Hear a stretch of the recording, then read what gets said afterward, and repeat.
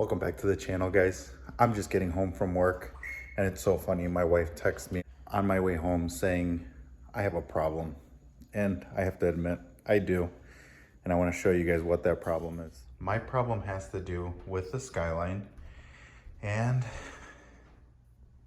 here we go. The problem is I order everything that I find. Everything that I've been looking at, I order. I'm obsessed. Everything is so inexpensive that I've been ordering in regards to projects, in regards to little things that the car needs. So it's $50, $60. The biggest project that we have to come is putting the wheels on, which that's yet to come. I will be recording tomorrow.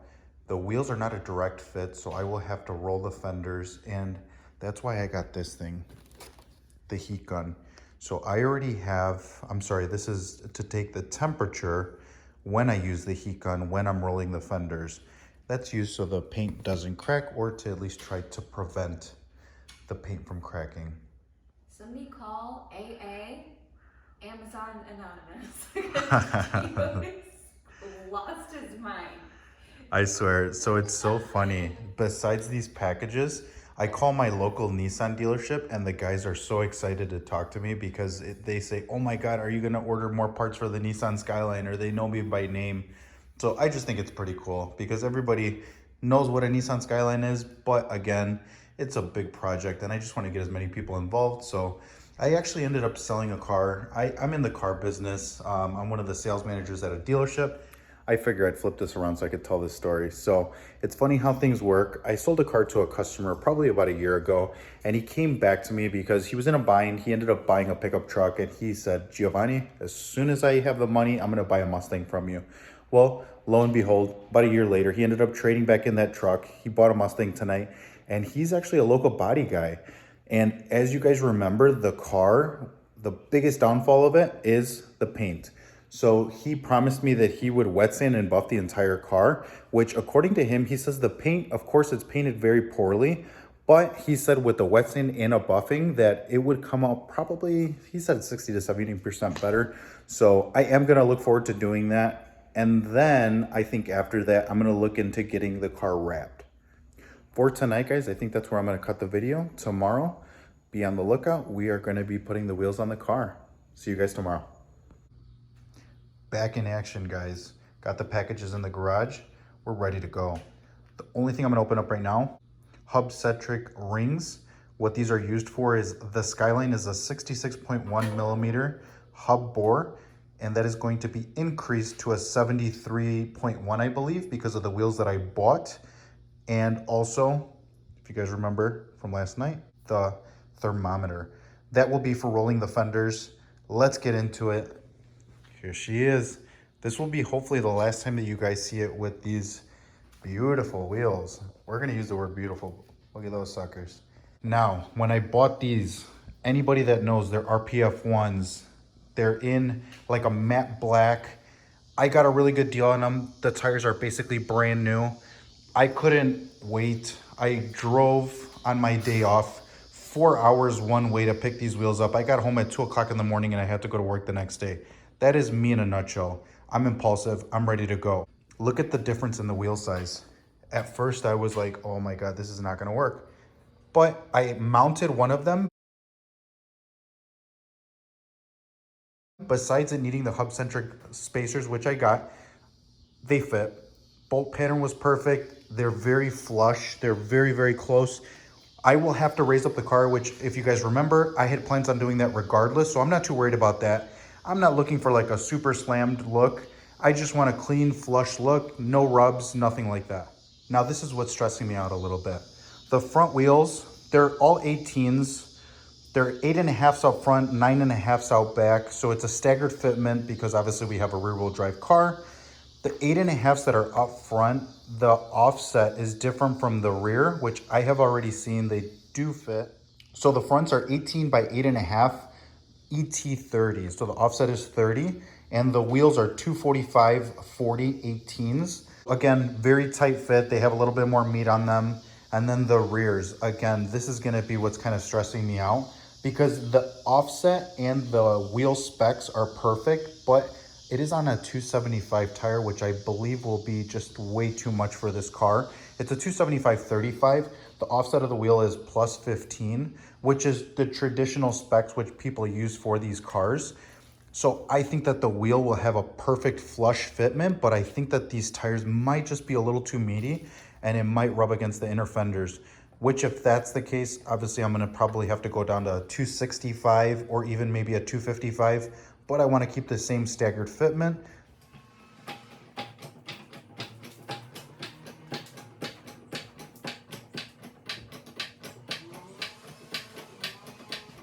Quick update before we get into the good stuff. Eastwood Fender roller.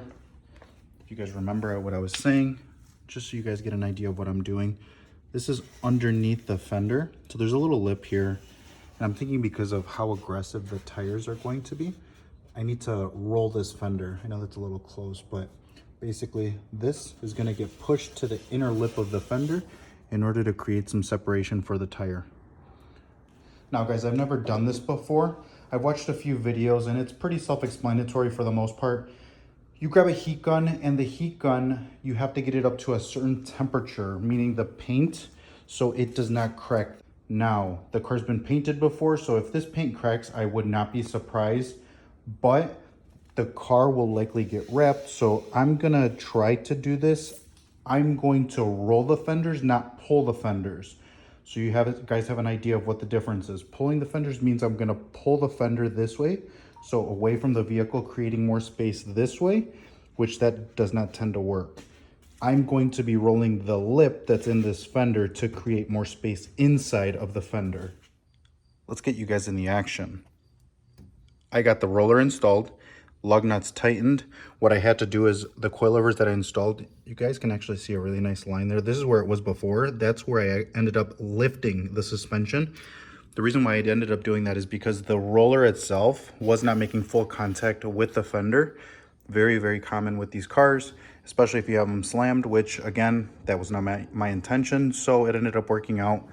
I raised it up. I measured so I know exactly what to do on the other side.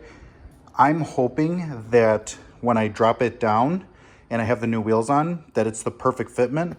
That's if I win the lottery, 1 in a million. Let's get into it, guys.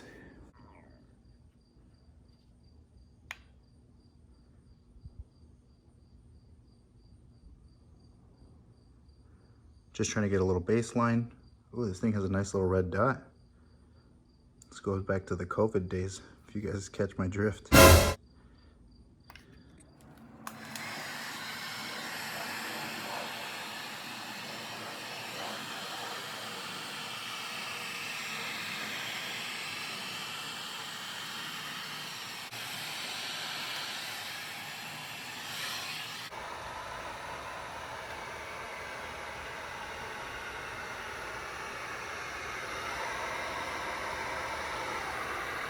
I'm gonna start the process right around 120 degrees. People say that you could go all the way up to 150 degrees. I don't feel comfortable going that hot just because, again, I know that the paint has been redone.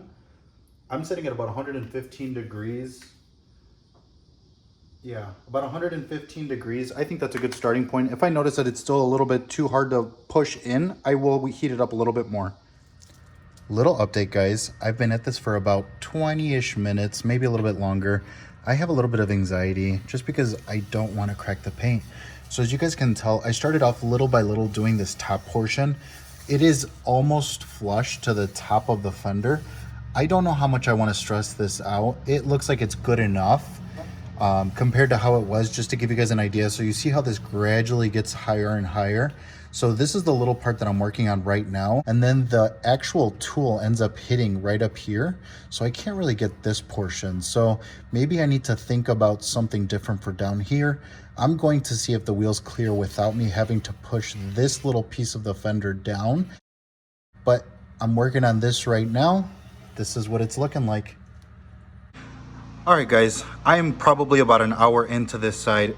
The caliper ended up coming off. The tool ended up hitting the caliper right about here. I wasn't able to roll all the way to the front bumper, which really bothered me. So I wanted to do it right. I took the caliper off. It took me an additional maybe 2 minutes. There's 2 bolts and then there's 2 other bolts that hold the brake line. It's being held up right now by a jack and then it's not fully off of the rotor. It just gave me enough room for me to complete rolling this little corner. Again, guys, I just wanted this whole entire lip to be one size. Everything came out really good. Again, it took me about an hour. This is literally the first time I've ever used this tool. I've ever done this. I was very, very, very careful with heating up the paint. Everything I heated up, I actually ended up getting it roughly about 150 degrees. I ended up finding out that the lip bent a lot easier. This is one thing you guys want to avoid. And again, if you guys can tell, you see like this little crack right here. It's at the very, very bottom of that front fender. It was already cracked to begin with, and it got a little bit worse as I started rolling the fender. I didn't go too aggressive in this little corner right here. Could I have pushed it further, but I guarantee this crack would have grown. Here we go. Here's wheel number 1. I like the fitment. So I just dropped it down. Now you guys have to keep in mind, this will lower slightly and then I will reassess. So the suspension is still settling. I'm gonna see how it drives at this desired height. I would say there's about a finger of gap. So maybe it could go down a little bit. My biggest thing is I do not want any sort of rubbing when I go over bumps. I do still have to buy center caps, but everything is looking really, really good. You might think I could have gone just a little bit more of an aggressive offset. Guys, I don't want any sort of rubbing between the tire and the fender. So maybe it's just a little bit conservative, but it looks a million times better than what it did before. The fender liners will go back on. I have to order new push tabs. The ones that were down there were very, very brittle. As soon as I went to go take them out, they broke. So I'll go through Nissan and I'll order probably maybe 20, 30 of them. I don't know what kind of bags or what kind of quantities they come in. I do plan on putting them back on. As you guys can tell, there was so much crap that was stuck in there. And I will clean out all of that prior to putting those wheel well liners back in. Here we go. Moving on to the backs. I'm not gonna adjust the coilovers on the back because if you guys remember, the back was lifted up a little bit higher than the fronts. Here are the tires. 2 rears, 275s. As you can tell, they're ginormous. I did just do a quick little mount just to see how they would look. Not gonna lie, they do poke a little bit too much than what I like. I'm still going to install them and I'm likely gonna keep the ride height a little bit higher. I'm just gonna see how it goes. Wife brought me out a little snack. She has me on a diet, look at that. Rice cake, little pieces of turkey, 8 Doritos. Just enough energy. Let's go.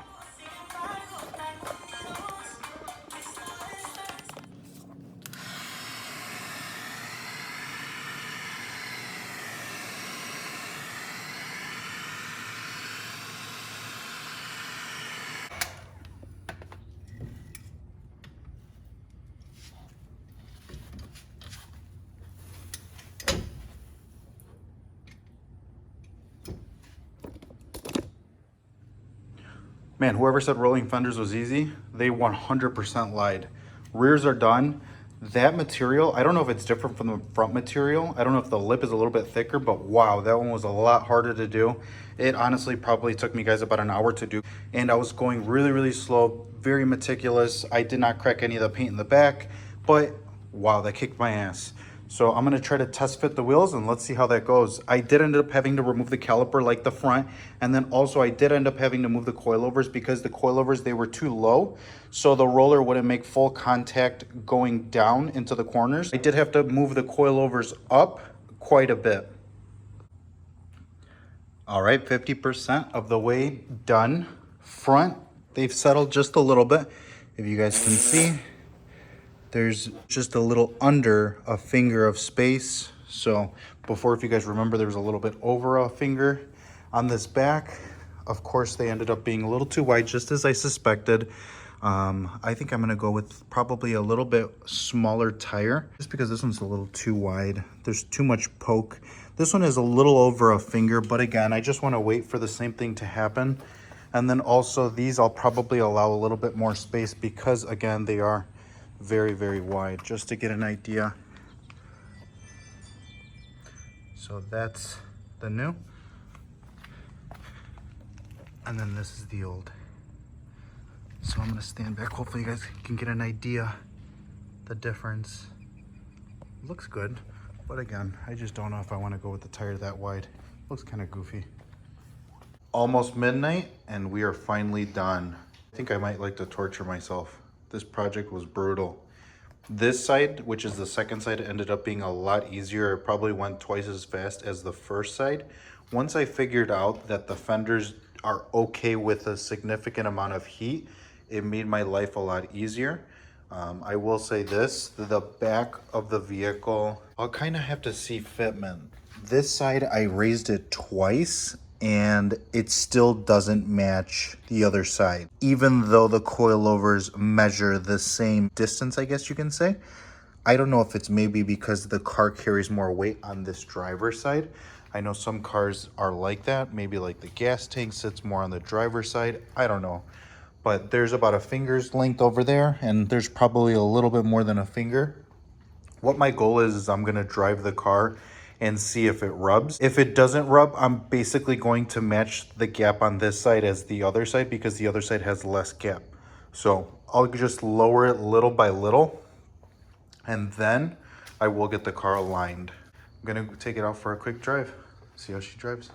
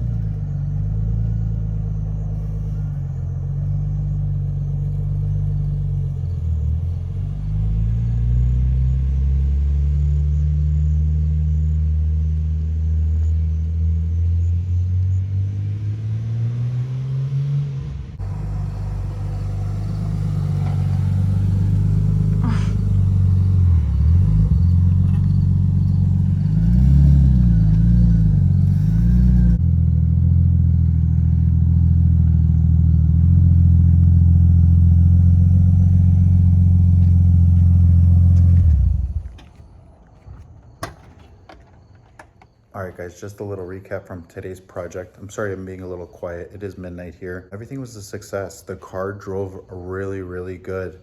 So I took the turn out of the driveway a little bit slower. My wife was recording. I'll put those clips in. The car felt strong. The car feels quiet, smooth. It's such a different car. Those tires that were on it before made it feel like it had a bad hub bearing. And I wasn't too sure, to be honest with you guys. But the tires, they cleared everything up. So the job is done. The fenders are rolled. The wheels are on. I still have to do an alignment. I still have to do a bunch of suspension components, and then I'm gonna do the alignment. I wanna start doing something that when I do a project, I want to give my advice on whether we should leave it to the pros or the average Joes. So I stole that from a program. I'm sure some of you guys have watched the show, but this project was probably to be left for the pros. It took me 7-8 hours in total. I know that it was my first time doing it. The tool that I used, it's the Eastwood roller, which is what the majority of people use. The cotter pin ended up breaking on it. I ended up having to kind of finagle one, use like a pin so I could finish the job. It was extremely difficult. Maybe it's just me, I don't know. But I know this, if I was doing this on a way more expensive car, it would have been just a no-brainer. Take it to a professional. You don't want to damage your paint over wanting to save maybe a couple $100 from somebody that actually knows what they're doing. The paint on this car, again, it's been repainted. Do I plan on repainting the car maybe later down the road? I'm not sure yet. I'm having fun with the car. Maybe I get it wrapped. I don't know what the game plan is yet, but I tried it. Would I do it again? Probably not. I'd probably pay a couple $100 to have somebody do it. So that's pretty much it. I'm tired. I'm exhausted. I'm going to call it a night, guys. As always, thank you for watching. Like, comment, subscribe. We'll see you guys next time.